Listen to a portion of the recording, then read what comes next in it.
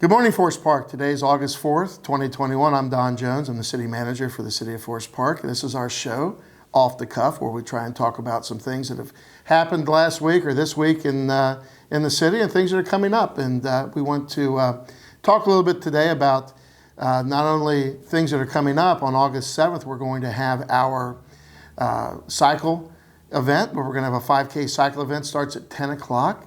You can cycle if you want, bicycle. Or you can walk, you can run, whatever you want to do. Please just show up and have a good time with it. Bring your kids. And starts at 10 o'clock. We'll have a band starting, I believe, at 11 o'clock, and the YOLO band. And they will be there until 1 o'clock. We'll have food trucks, face paintings. It'll be a really good opportunity to get the family together. But also, at the last council meeting was August 2nd, which was this Monday. And at that meeting, we had a significant amount of police presence. And that was a good police presence. And we had a lot of awards and a lot of things that were going on, a lot of positive things that were happening in our police department. So I thought it'd be good today to bring Chief Bill Arns for him to talk a little bit about some of the things, some of the awards, some of the people that went on at the last council meeting. Well, Don, thank you for having me here today. And like the city manager said, we had a presence at the city council meeting, which is unusual, but not unprecedented. We hired 4 individuals as new police officers, and I want to give credit to Don Jones, Andy Lewandowski, our human resource director, and our city council for allowing us to hire these officers. They're not additional officers. They are going to be replacement officers. We are expecting some retirements in 2022, and our typical method of hiring police officers was we would wait till somebody was gone, and then we would have to play catch up to hire them. This way, we're front end loading some personnel. We're going to get them trained so that when we do have the retirements, there will be no gap in service to the community, which is awesome. It is great.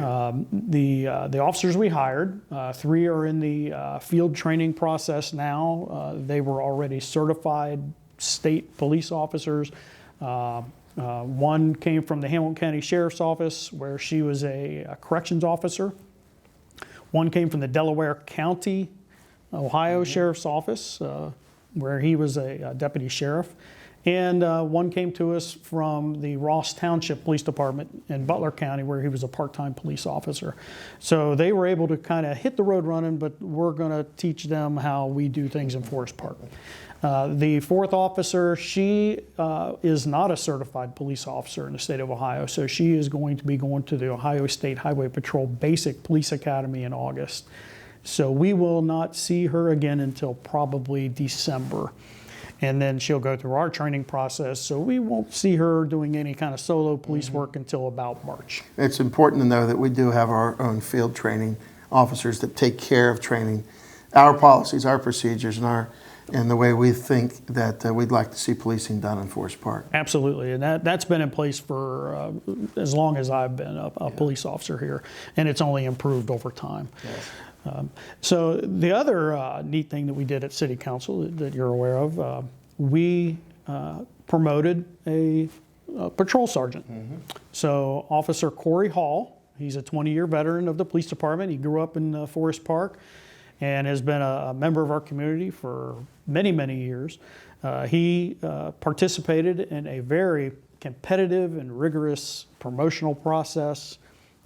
He was up against some very outstanding candidates, but he was overall selected by the committee, and he was promoted to sergeant this past Monday night. And he'll be in charge of one of our 3rd shift patrol teams. Well, he's got a great career here, and we hope to. It's great to see him move up in the ranks, and we look forward to him doing more great things into the future. He's a tremendous police officer, as all of the police officers who competed in that competition to become sergeant. We've just got a great group of core group of police officers here, and we hope to be able to move others up as we go along. Right. One of the other neat things that we got to do at the city council meeting was issue a couple of awards.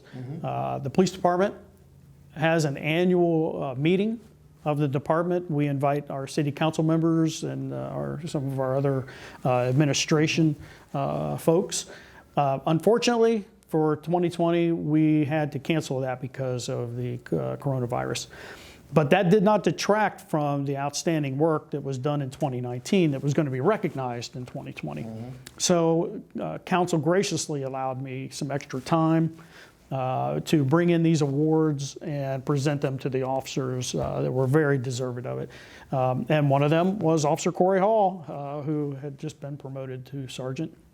In 2019, he used his prior investigative skills as a detective to investigate a burglary that happened out in the Q section. And unfortunately, at that particular time, we had been dealing with a serial rapist. And in this particular instance, we were called because somebody had broken into an apartment and attempted to rape the woman that was inside. Corey Hall used his crime scene investigation skills and found a fingerprint. Now, typically what you do when you find a fingerprint, you throw powder and you pull it up. Well, he knew that he was smart enough to realize, let me take a picture of that first, because if I put the tape on it, it might not look the same. And he was exactly right. He took the picture. When he lifted the print, it was unusable. However, they were able to use that picture and match it to the suspect. And we were able to obtain DNA, and we solved a serial rapist crime that was occurring. And got a very dangerous person off the streets. Absolutely. Just by being a good police officer, Yes. proactive. Yes. The other award that we issued was to Lieutenant Adam Pape. He got the 2019 Police Chiefs Award, and that was for his outstanding work in updating our property room process, which then led into our achieving CALIA recognition and accreditation. He was also instrumental in updating our records management software because of a crash of our previous system in 2018. So all of that stuff took a lot of time, and he did an outstanding job. He did do an outstanding job, and he took the leadership role in that and brought in all the resources and all the people he needed to get it done. Yes, and it was a hard job, and particularly with reinstituting the records management system. Yes. That was incredible. But you mentioned CALIA, and I don't want to take too much time today, but that's something that maybe you could tell us a little bit about it, because it's something that we're very proud of, and we just received accreditation. Can you just give us a little bit about CALIA and what that stands for? Yeah, CALIA is a Commission for Accreditation of Law Enforcement Agencies, and it's an international accrediting agency. And we are surrounded by CALIA agencies, Springdale, Green Hills, Springfield Township, I believe Fairfield, Coleraine. So when I was appointed chief in 2018, and I had met with these various police chiefs, saw the outstanding work that they did in their agencies, and knew that this was the gold standard of policing.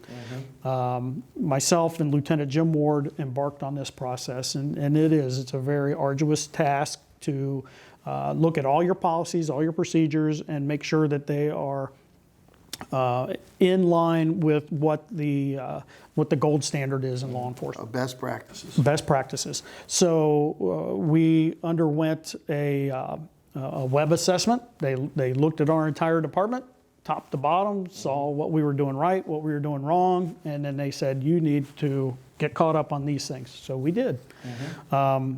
We then went through a mock assessment where assessors actually came into the police department, much like an audit. Yep. And they looked thoroughly at every aspect of our operations, and then they recommended to the full commission that we be accredited. We then went through a full accreditation. Now again, because of COVID-19, they weren't able to send assessors out, so we did it virtually.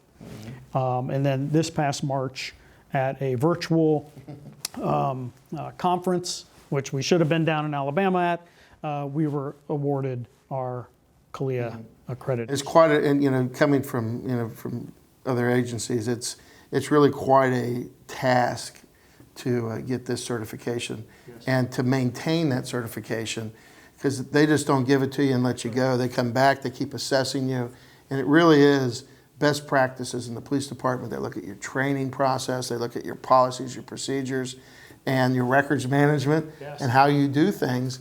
and to get them certified and get that award is a tremendous accomplishment, not only for the people yourself and Lieutenant Ward, but the whole department, because everyone has to follow those procedures, take their training, do the things they need to do.